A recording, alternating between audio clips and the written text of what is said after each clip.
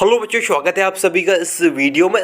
बच्चों हम सॉल्व करेंगे 8th ग्रेड अभ्यास पुस्तिका कक्षा 6वीं के अंतर्गत बच्चों आपका जो विषय सामाजिक विज्ञान, उसके अंतर्गत आपका देखिए राजनीतिक विज्ञान के अंतर्गत पार्ट 3 के अंतर्गत आपका अध्याय 2 है विविधता एवं भेदभाव। सो बच्चों इस अध्याय के सभी प्रश्नों के उत्तर हम इस वीडियो में देखने वाले हैं, तो वीडियो को अंत तक जरूर देखना। साथ ही साथ इससे पहले के सभी अध्याय के सॉल्यूशन बच्चों चैनल पर अपलोड हो चुके हैं। यदि आपने नहीं देखा तो डिस्क्रिप्शन में आपको लिंक है, आप वहां जाकर देख सकते हैं। तो चलिए बच्चों वीडियो शुरू कर लेते हैं। तो देखिए पहला प्रश्न है आपको, पूर्वाग्रह से क्या आशय है, लिखिए। पूर्वाग्रह से क्या आशय आपको यहां पर बताना है। तो उत्तर लिखना बच्चों, पूर्वाग्रह शब्द का अर्थ पूर्व निर्णय है, अर्थात किसी मामले के तथ्यों की जांच किए बिना ही राय बना लेना है या फिर मन में निर्णय ले लेना है। आपके पूर्वाग्रह से आशय आपका हो जाएगा। आपको पहले प्रश्न का उत्तर ये पूरा लिख लेना है। इसके बाद देखिए आपका दूसरा प्रश्न है, ग्रामीण एवं शहरी लोगों के बारे में किस प्रकार के पूर्वाग्रह सुनने को मिलते हैं। जो हमारे मन में हम जब ग्रामीण और शहरों लोगों के बारे में जब सोचते हैं कि तो हमारे मन में क्या विचार आते हैं उनको लेकर।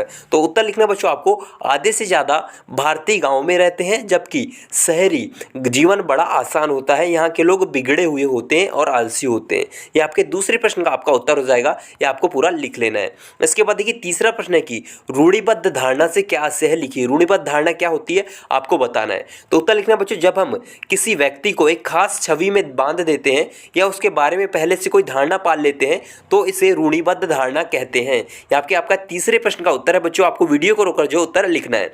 इसके बाद चौथा प्रश्न है, असमानता एवं भेदभाव का आशय लिखिए। आपको असमानता और भेदभाव क्या होता है इसका आंसर आपको बताना है। तो उत्तर लिखना बच्चों, भेदभाव तब होता है जब लोग पूर्वाग्रह धारणाओं के आधार पर व्यवहार करते हैं, जबकि भेदभाव के कई कारण हो सकते हैं। यह आपके चौथे प्रश्न का उत्तर हो जाएगा।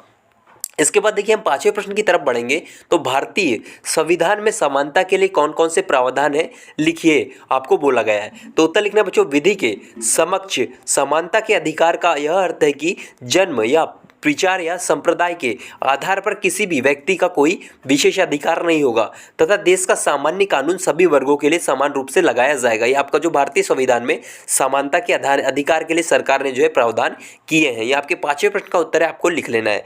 इसके बाद देखिए छठवां प्रश्न है कि डॉक्टर भीमराव अंबेडकर द्वारा किन सामाजिक बुराइयों को दूर करने के प्रयास किए गए, लिखिए। तो उत्तर लिखना बच्चों आपको, डॉक्टर भीमराव अंबेडकर ने बड़े उद्योग लगाने की वकालत की परंतु कृषि को समाज की रीढ़ की हड्डी माना। औद्योगिक क्रांति पर जोर देने के साथ साथ उनका यह भी कहना था कि कृषि को नजरअंदाज नहीं किया जाना चाहिए। इस प्रकार उन्होंने जो है समाज की बुराइयों को दूर करने का प्रयास किया। इसके बाद देखिए सातवां प्रश्न है कि हमारे आसपास सामाजिक समानता की कोई स्थिति की कोई दो उदाहरण लिखिए। आपको बोला गया है आपको सामाजिक समानता के कोई दो उदाहरण यहाँ पर लिखने हैं। तो उत्तर लिखना बच्चों, भाषण की स्वतंत्रता और मतदान का अधिकार सामाजिक समानता की स्थिति के दो उदाहरण है। ये आपके सातवें प्रश्न का आपका उत्तर हो जाएगा। सो आपको वीडियो को रोककर जो उत्तर लिख लेना है। इसके बाद देखिए आपका आठवां प्रश्न है, आपके क्षेत्र में लोगों द्वारा अपनी आजीविका चलाने के लिए कौन कौन से कार्य किए जाते हैं, लिखिए। हमारे क्षेत्र में जो कौन कौन से कार्य किए जाते हैं अपने अपने क्षेत्र के बारे में आपको बताना है। उत्तर लिखना बच्चों, हमारे क्षेत्र के लोग के अधिकतर लोग पढ़े लिखे नहीं हैं, इसलिए वे अपनी आजीविका चलाने के लिए मजदूरी का कार्य करते हैं, रोजी रोटी चलाने के लिए मजदूरी करते हैं। ये आपको लिख लेना है। ये आपके आठवें प्रश्न का उत्तर हो जाएगा। इसके बाद देखिए नौवां प्रश्न है, पंथ निरपेक्षता या फिर धर्म निरपेक्षता से क्या आशय है, लिखिए। तो उत्तर आपको बताना है, धर्म निरपेक्षता का अर्थ है कि राज्य या राजनीति या किसी गैर धार्मिक मामले से धर्म को दूर रखे, सरकार धर्म के आधार पर किसी से भी कोई भेदभाव ना करे। आपके धर्म निरपेक्षता या फिर पंथ निरपेक्षता की जो है परिभाषा, इससे आपको ये उत्तर लिख लेना है। आपके 9वें प्रश्न का बच्चों उत्तर हो जाएगा।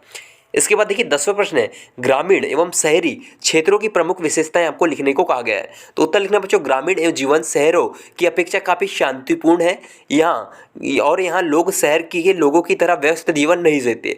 इसके साथ ही गांव की हवा काफ़ी स्वच्छ होती है और वहीं दूसरी तरफ शहरों में काफ़ी प्रदूषण और भीड़भाड़ होती है।